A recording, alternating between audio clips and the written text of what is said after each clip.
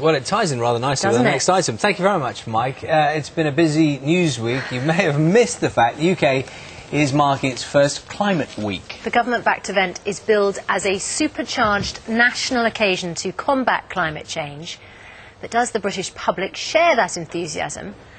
Or is going green now a luxury few of us can afford? Let's ask the environmentalist Solitaire Townsend? Solitaire or Solitaire? Solitaire, I think. Solitaire. Yeah, I think we'll call you the right name. And the Telegraph's Consumer Affairs editor, Harry Wallop.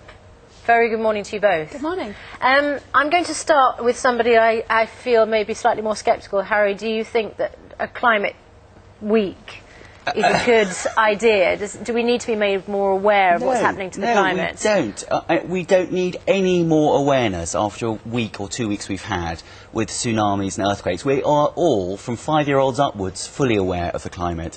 And I don't think we want to be bamboozled, mostly by self-serving companies who are backing this. Let's face it, the backers of this are an energy company, EDF, Tesco, an insurance company, and RBS, the bank that we all own, into behaving better. We just want good, cheap quality food and consumer products. Yes, I'm sure we'd all like to save the world while we're doing it, but I don't want to be lectured at the same time. Well, it's rather laying down the gauntlet, and so there is an issue here. I mean, it's linked to the economy, isn't it? People struggling and trying to make the bills match up, and sometimes that means that green issues, environmental issues, just have to take a backward step, even if people don't really want it to. It's the reality of the world they're living in.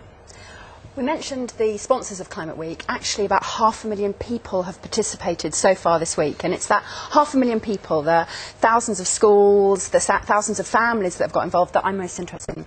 And what these people are finding, and what I'm finding, is that actually taking action on climate change can be good for your pocket as well. In fact, if all of us just did 3 things, insulate our homes, change our light bulbs and turn off things on standby, we'd all benefit from a £2 billion windfall. To me, that sounds like quite a sensible thing to be doing. So it's slightly less, do we still care, as can we afford not to? Well, Harry, that's interesting. Those 3 things in themselves could have a massive effect. A Climate Week gives Solitaire the opportunity to tell people simple things, don't cost much money. Have you done them? Do you think that's a good idea? Have I done? I try not to leave things on standby, but then I discovered, thanks to one of the interactive carbon footprint calculators, that charging my mobile phone for an entire year, which I thought was a pretty energy consumptive thing, is the same as just buying a litre of orange juice. So frankly, why should I bother? These little things make very, very small difference. Insulating your home, I will give you, does make a big difference. But fascinatingly, a consumer body, Consumer Focus, did a survey and found out that nearly half the people, when asked, would you like to insulate your home, which will save you money and help the environment, they said no, or they didn't know. So a lot of people just aren't even aware of these things. That's interesting. Well, and the reason why? Because they thought it might cost them? I think they thought it might cost them more, it wouldn't save them money, or it was a big hassle, or it would cause lots of inconvenience. Because, Solitaire, I mean, as Charlie said right at the beginning, when times are tight, green issues can feel to some people like a luxury rather than a necessity. I don't think any of us stop caring about things, whatever's happening in the economy or what's happening to us. People still want to be good parents, they still care about the future, they still care about the environment. What we want is the smart things that we can do during a time like this, the ingenious things that we can do. So the guy who's invented an eco button, which means you put a little bit of a gizmo on all of your standby, so not just your mobile phone, but your television, etc., that uses a lot more energy. And with just one button, you can turn it all off as you leave the house.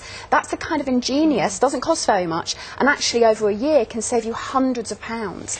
And that's what people are looking for, this smart savings that are also smart for the planet. Yes, this one from Facebook. Lindsay Anderson got in touch. How can any of us, in light of the nuclear crisis, in Japan of course, afford not to be far greener? Now, it's interesting how international events, nuclear crisis for example, galvanises opinion. On the one hand, some people can say, I can't control things, so why bother at home? And other people like her are saying, you know, this makes us think. We've got to think harder about these things. Yeah. Makes me think, do we need more nuclear? Because this one looks like it has actually, touch wood, survived the most amazingly huge natural disaster. But we'll move that one aside. I mean, I think, yes, we do, obviously, we do need to cut down our carbon emissions. But it's the big companies who've got to do it. The households are responsible for about 1/3, am I right, of carbon emissions in the world. And nearly all of that is from from heating our homes. All these little things, plastic bags, God, that was a big stunt that was meaningless. Let's stop using plastic bags. Yes, it's something we do every day, so we think about it a lot, we think we're helping. It makes so little difference. It's the big actions by big companies that will really change things. I'm afraid we have to leave it there. There's so much more to talk about, but thanks both of you very much indeed, Solitaire and Harry. Get in touch with us if you have a view. Many of you have already. Just coming up to 7:45.